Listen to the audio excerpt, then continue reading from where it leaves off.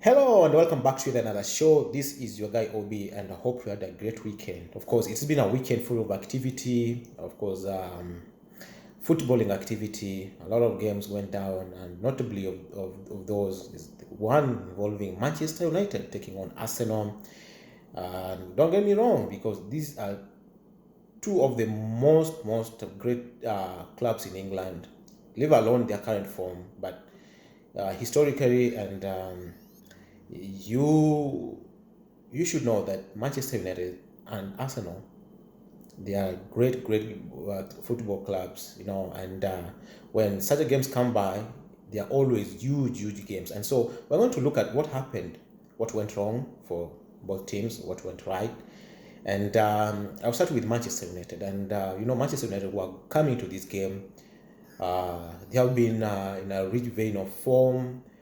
Um, and kind of what I thought when I looked them play, I thought they were a bit tired, because they had a huge game involving RB Leipzig.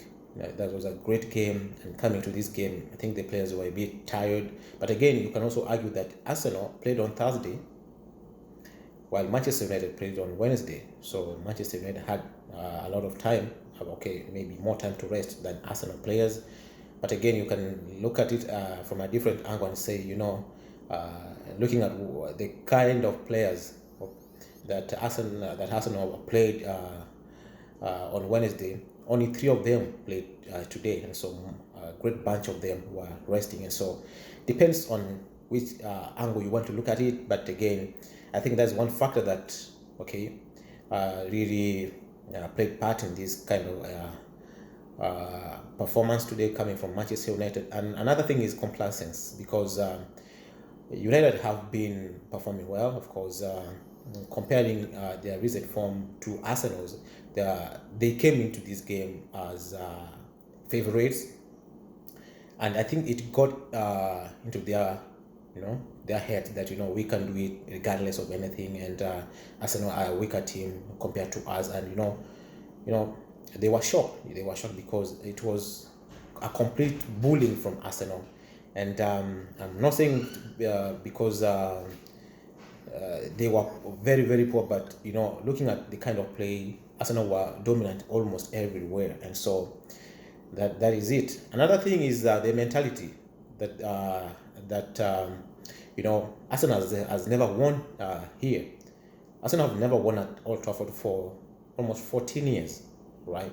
That's a long time, and so the players knew that, and Arsenal players were like, okay, we know we haven't won here. It's not our mistake. That anything is possible. We saw Arsenal losing to Leicester last weekend, and everybody was like, "Oh, they have never won at Emirates for a long time." So, and it happened today. Arsenal won at Old Trafford after a long time. And then I think the tactics employed by the managers played really a great part in the outcome of this game. For me, I thought Ole Gunnar Solskjaer should have done better. He should have, never started with McTominay, because looking at what McTominay was doing, he was in shambles. The performances were really not looking good, and I think Ole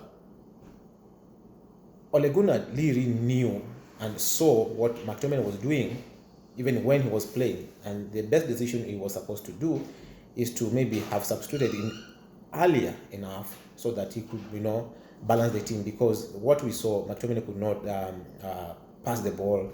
He had a lot of misplaced passes, and that's what Arsenal really took advantage of. And yeah, and so another thing is maybe the lack of energy in midfield, and of course that's where Arsenal won the game from. Arsenal were really dominant at the midfield, and many fans have been complaining about Arsenal that they do not have the best of midfield. But when you look at El Neni, and Partey, those guys really did a good job.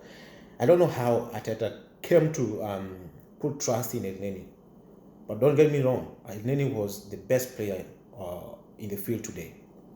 He was the best player. He's one of those players who are not rated at all, but he's one of those guys. I was talking to a friend of mine today, and I told him, you know what, Elneny is one guy who follows instructions. He's one guy who knows that he has to perform to appear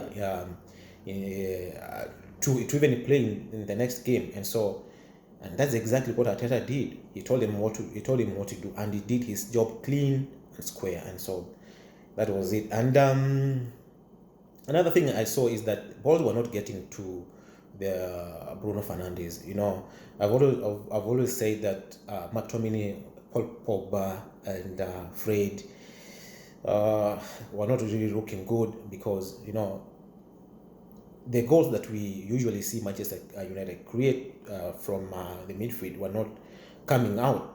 Okay, of course they were playing at Diamond 3, and it did not work out because there were no feeder balls coming from the back, and so that's why everything got lost. The only positive I can say is that there are some players who really did well. When I look at the defense, Lindelof, of course, he really did a great job. There are many occasions where Manchester United were about to concede, and Lindelof really came in handy and saved the team.